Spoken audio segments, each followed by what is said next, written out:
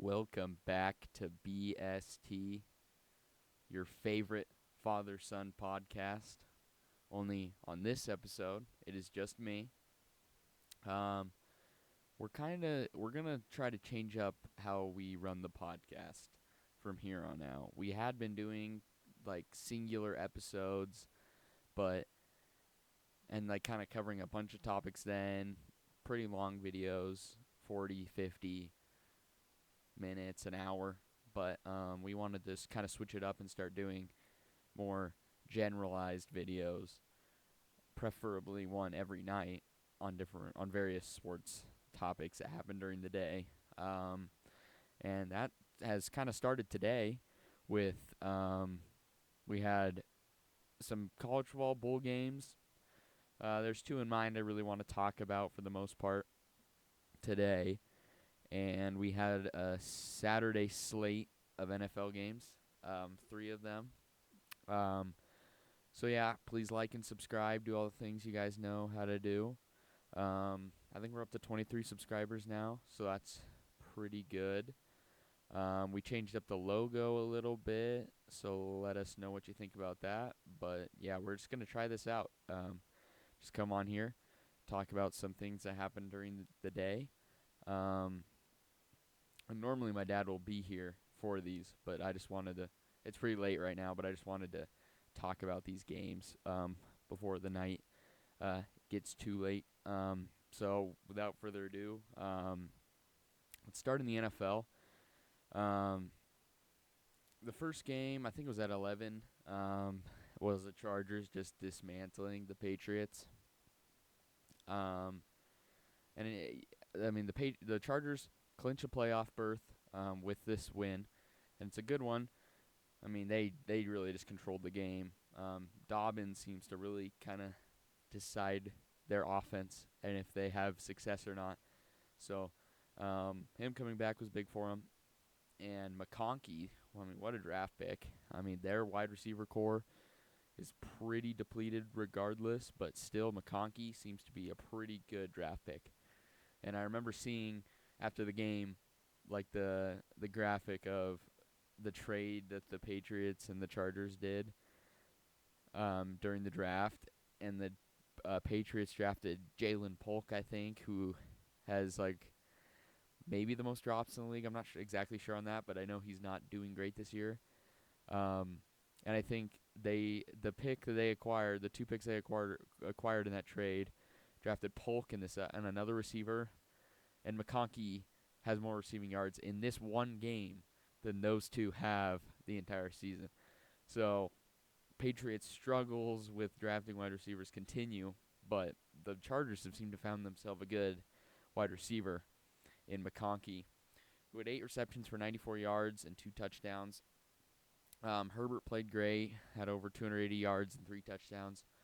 I think Drake May got injured, but I think he came back. I think I saw that he got injured early on, but I believe he came back in the game. But I think Drake May can be a good quarterback. It's just like right now, I mean, they're just not great offensively. And as a whole, their roster is not very good. So they're playing for draft positioning at this point. But I still think as a Patriots fan, I mean, May didn't play horrible, but I feel like he's shown good strides this season. But yeah, the Chargers, they're prepping for a playoff run here. They'll probably end up being the 6th seed. They've kind of separated themselves from Denver, whoever comes out of the AFC is the 7th seed, which we'll get into a game that may go into that scenario. But yeah, it's a good win for the Chargers. Kind of expected, but it's good to see the offense kind of hum because it's struggled some at times this season. So it's good to see them hum a little bit. But again, it's the Patriots, so I don't know how much you can take from it, but it's a good win by the Chargers. They moved to 10-6. I don't know who they play next week. I think they probably play the Raiders, if I had to guess, because it's division matchups. I know the Broncos play the Chiefs. I think they play the Raiders. The Patriots, I believe they have the Bills again. Don't quote me on that, but I think so. So yeah, good win for the Chargers, but again, this was expected, and by no means one of the better games today. But moving on, the second game, about 2:30 Mountain Time, was the Bengals defeating the Broncos 30-24. It was a pretty good game, pretty quiet going into the fourth quarter. I think I was loosely following it. I was at work, so I was loosely following it. But yeah, it looks like in the fourth quarter, both teams scored 14 points. So it was a 10-10 ball game going into the fourth. So it was close, but pretty low scoring, pretty boring. But yeah, it got into the fourth quarter. The Bengals took the lead, 24-17, I believe. And in typical Bengals fashion, their defense gives up a touchdown drive. And I can't remember how much time was left in the game. Not very much. Bo Nix chucks up a ball to, I can't remember who caught it. Hold on, let me check that. That's kind of a big part in this game. I believe it was Deshaun Vele who caught that. Or maybe it was Mims. No, it was Mims. Yeah, it was Marvin Mims. Caught the game-tying touchdown between two Bengals defenders. It was pretty incredible. Throw on the run by Bo Nix.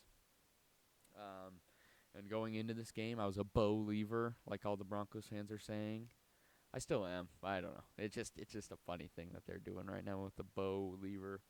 But yeah, Mims caught that ball to tie it. Everybody thought they would probably go for two to try to go for the win, but I think Sean Payton said that they were thinking, well, I mean, we just need a tie and we're in the playoffs here. We clinch, so I get that. I don't blame them for not going for two. So yep, they tie the game, goes into overtime. The Bengals win the toss, aren't able to do anything on the first drive, and I believe so. I think it was on the first drive of overtime they weren't able to do anything. So, yep, they punted, and the Broncos punted it right back. And the Bengals drove 39 yards down the field, had a pretty chip shot, like 30-something yard field goal, and they doinked it off the upright. And it's just like, oh, what does Burrow have to do? But then the Broncos have to punt. The Broncos could not move the ball in overtime on that horrible Bengals defense. And then finally Burrow hits Higgins for the game-winning touchdown. But yeah, let's talk about Joe Burrow for a second. If I had an MVP vote this very second on this very day, or even after the season, I don't really care what Joe Burrow does next week. I think he'll play well. He'd be my MVP. It's pretty simple to me. Where would the Bengals be if they did not have Joe Burrow as their quarterback? Where would they be? Where would they be? I don't think they're 8-8. I'm not sure that they have 4 wins. Because I mean, even at 8-8, they've been in a lot of close games that they probably should have won, and their defense has let them down. So, without this high-powered offense and Joe Burrow, I'm not sure that they're even in games. But yeah, he has played absolutely outstanding this season, like truly special. And if I had to put money on it, he's the best in the league. I mean, he's first in yards, 4,600 yards, first in touchdowns, 42 touchdowns. It's pretty simple, folks. That's the best in the league right there. I mean, that is truly elite numbers by Joe Burrow. And it just sucks that they're 8-8, and it's going to take a lot for them to make the playoffs. So that's just what really sucks about it, is they're not going to do it, probably, because I think they need Denver to lose next week against the Carson Wentz-led Chiefs with all their starters rested, and they need the Colts to lose one of these next 2 games, and then they have to beat the Steelers next week, who are fighting for playoff positioning. So it's like it's not going to happen. That's going to be very hard. I do not foresee it happening. Of course it could, but still, it's kind of like, man. I mean, one thing goes differently this season. Like, they just beat the Chargers, or that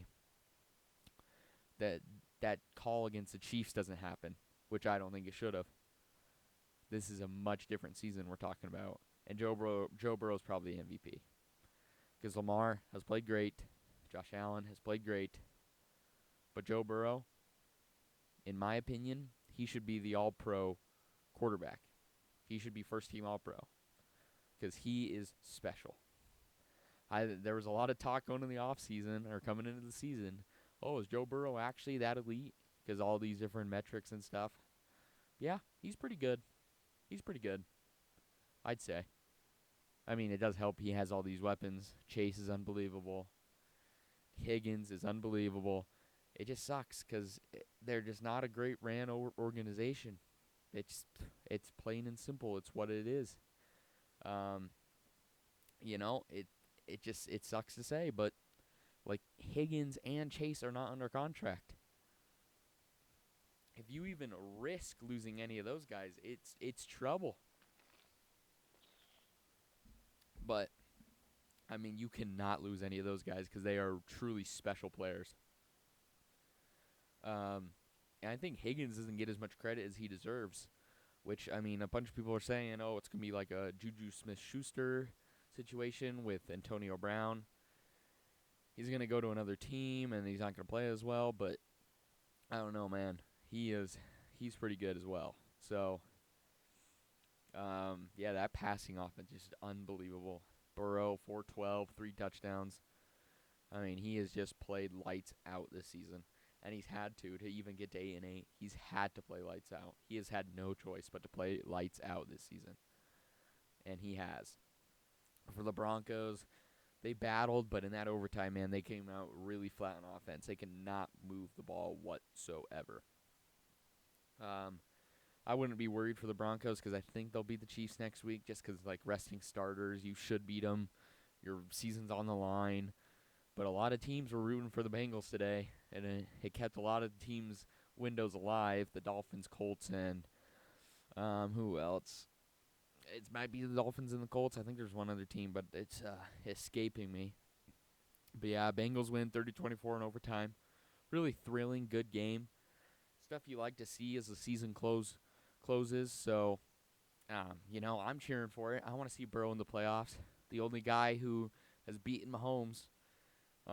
Besides Brady, so can we see it? Maybe, but it's gonna be a tough road. But it's one of those things. It's like if you're asking me, do I want to see the Broncos or the Bengals in the playoffs? I want to see the Bengals.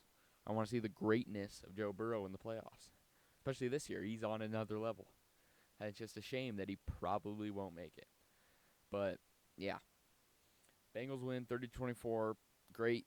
Good game. Love to see it in the NFL, especially after the Christmas games, which were really bad. But to end off this Saturday slate was the Rams and Cardinals game. It was close, but it was pretty boring. It was 10-0 at halftime. Then the final score ended up being 13-9 for the Rams.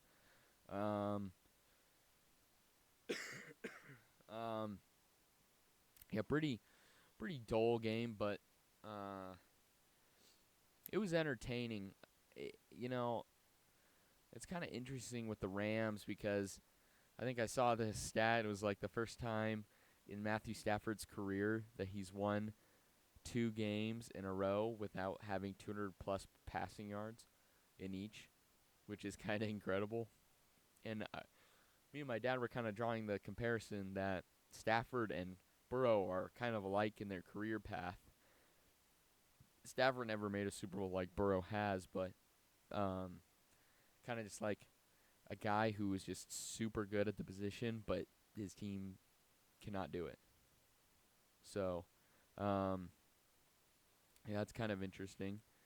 But I know I'm happy that I had Trey McBride on my fantasy team 12 for 123 and a touchdown. It's a shame he couldn't have caught that one at the end. That would have probably won the game for the Cardinals. But he's a special player. There's a lot of just special players in this game. I mean, Kyler Murray, he didn't have a great game, but, like, he's running for his life out there. I mean, Stafford didn't get sacked all game. I mean, the Rams, like, here's the thing. As a Packers fan, we're probably going to end up playing the Rams. So I kind of paid attention to this game just kind of see what was going on. But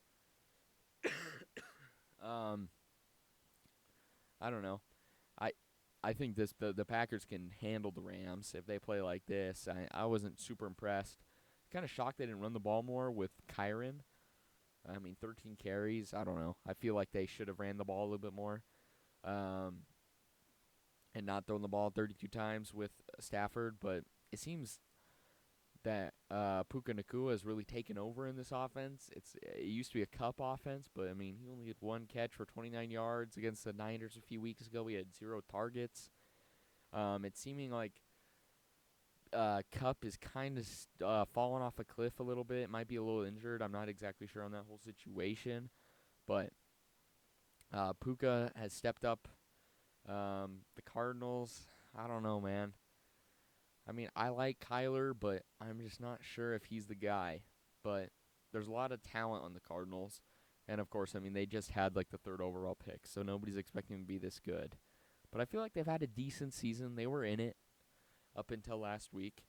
I mean, they were missing I guess Connor did play, but, I mean, he only had 4 carries, so he must have been injured. Yeah, I think the Cardinals have a pretty bright future if they can get some more defensive talent. But we'll see where that goes for the Cardinals. Their season is over, but the Rams, 10-6. They're probably gonna be the 3rd seed, would be my guess. I think they'll probably stay above the Bucks or the Falcons. That'd be my guess.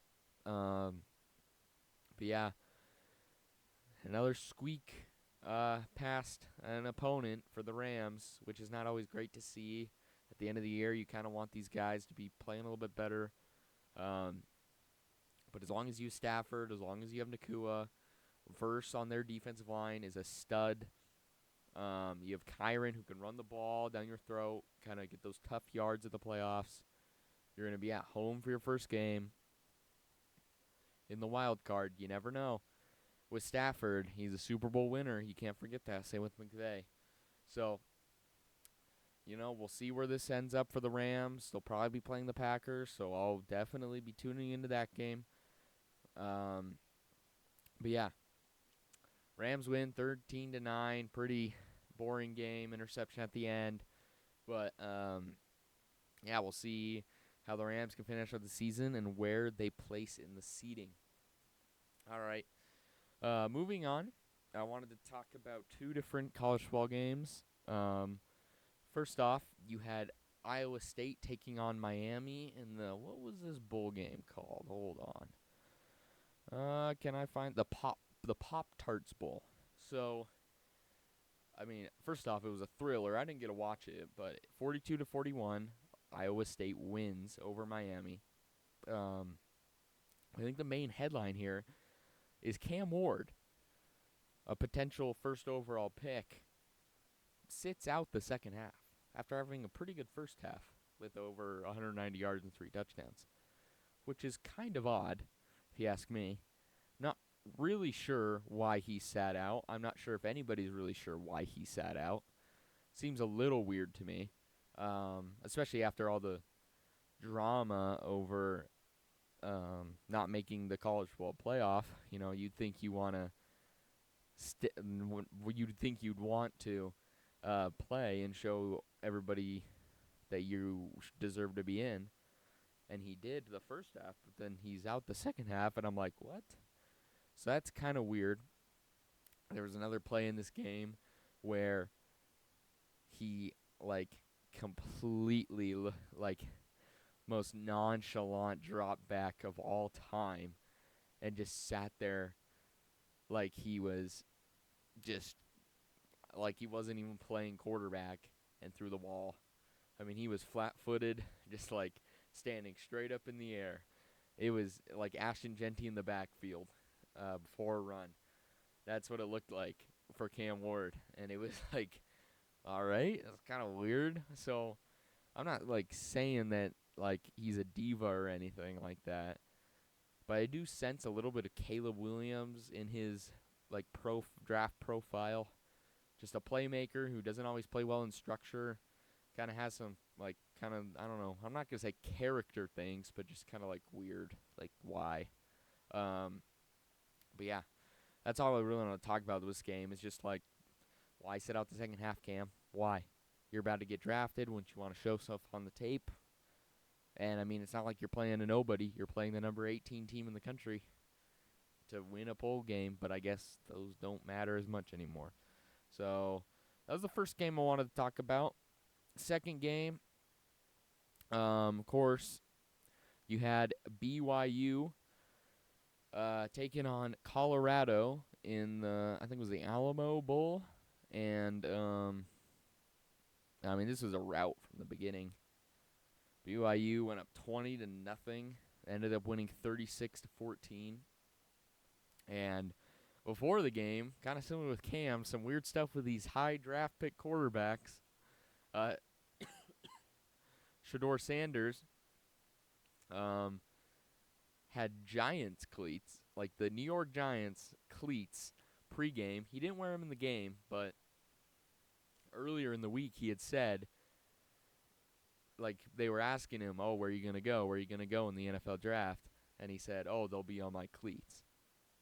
So that's kind of weird. He's very confident that we go to the Giants, which I guess is good news for Giants fans that he wants to go there.